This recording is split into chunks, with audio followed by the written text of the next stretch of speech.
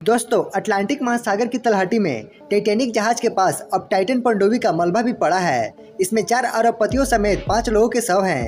ये लोग एडवेंचर के लिए गहरे समुद्र में घूमने गए थे, जहां इनकी पनडुब्बी में विस्फोट हो गया। समुद्र की अथाह गहराई में अंतरिक्ष जैसा खतरा है। सिर्फ एक गलती और ये सब कुछ निगल लेता है। इसके बावजूद बिना किसी रेगुलेशन के गहरे समुद्र में पर्यटन बढ़ता जा रहा है। यहाँ तक कि एक एक टिकट करोड़ों में बिक रहा है। तो चलिए आज के इस वीडियो में जानते हैं कि आखिर समुद्र कितना गहरा है। समुद्र का सबसे ऊपरी भाग सतह होता है, जहां हवा और रोशनी होती है।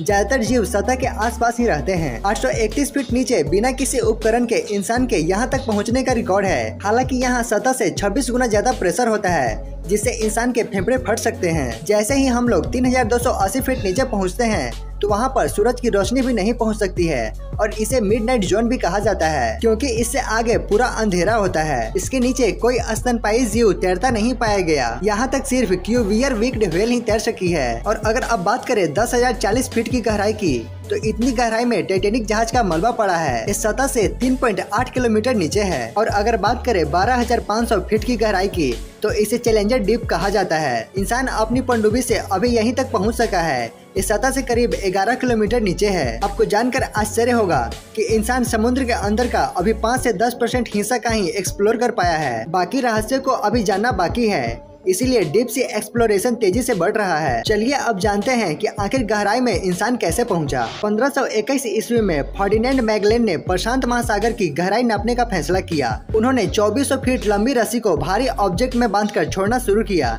लेकिन वो सतह तक नहीं पहुंच सकी। फिर 19वीं सदी तक माना जाता था कि समुद्र में 1800 फीट से नीचे कोई जीवन नहीं है, लेकिन 1850 में माइकल सोर्स ने खोजा कि समुद्र के 2600 फीट नीचे भी इकोसिस्टम है, यहाँ तक कि समुद्र की तलहटी में भी जीवन है। फिर 1930 के दशक में बाथियोस्फीयर का आविष्कार हुआ। इन पनडुब्बियों के जरिए समुद्र की गहराई में जाने का सिलसिला शुरू हुआ। फ्रांस के एक्सप्लोरर जैक कास्तू ने 1943 में एक्वालंग यानी स्कूबा का आविष्कार किया। इसकी मदद से कोई शख्स समुद्र की गहराई में घूम सकता है। फिर 1949 में अगस्त और जैक पिकट पनडुब्बी की मदद से चैलेंजर डीप तक पहुंच गए और इसने पूरी दुनिया का ध्यान खींचा। 21वीं सदी में कमर्शियल डीप सी सबमर्सिबल की शुरुआत हुई। इसके जरिए पर्यटक समुद्र के रहस्य को अपनी आंखों से देख सकते हैं। 1943 में स्कूबा के आविष्कार के साथ ही समुद्र के अंदर पर्यटन की शुरुआत हुई। इस वक्त दुनिया में 60 lakh trend active scuba divers हैं, जो समुद्र के नीचे 1000 फीट के नीचे तक ले जा सकते हैं। पिछले कुछ सालों में हेलमेट डाइविंग का चलन बढ़ा है। इसमें स्विमिंग या स्कूबा ट्रेनिंग की जरूरत नहीं होती। इसमें आप तलहटी में चल सकते हैं और समुद्री जीवों के बीच घूम सकते हैं। हाल के दिनों में गहरे समुद्र को एक्सप्लोर करने के लिए सबमर्सिबल सवारी का चलन बढ़ा है। इसमें बड़ी पनडुब्बियों से लेकर छोटी लग्जरी पनडुब्बियों तक शामिल हैं। और तो और ये ज्यादा गहराई तक जा सकती हैं और आरामदायक होती है। एक्सपर्ट्स मानते हैं कि समय के साथ डिमांड बढ़ेगी तो इसका खर्च भी घटेगा और ये आम लोगों के लिए सुलभ हो सकेगा, जैसा हवाई जहाज, क्रूज और होटल्स के साथ हुआ। चलिए अब जानते हैं कि कौन कौन सी कंपनियां डीप सी टूरिज्म कराती है। मालदीव का 4 seasons resort deep flight operate करता है। इसमें पायलट के अलावा 2 लोग बैठ सकते हैं और समुद्र के अंदर की दुनिया को बेहद करीबी से देख सकते हैं। इसके 1 घंटे का टिकट 1.25 लाख रुपए है। दूसरा, कैरेबियन आइलैंड में समुद्र के अंदर एक लग्जरी पनडुब्बी होटल है, जिसका नाम है लवर्स डीप।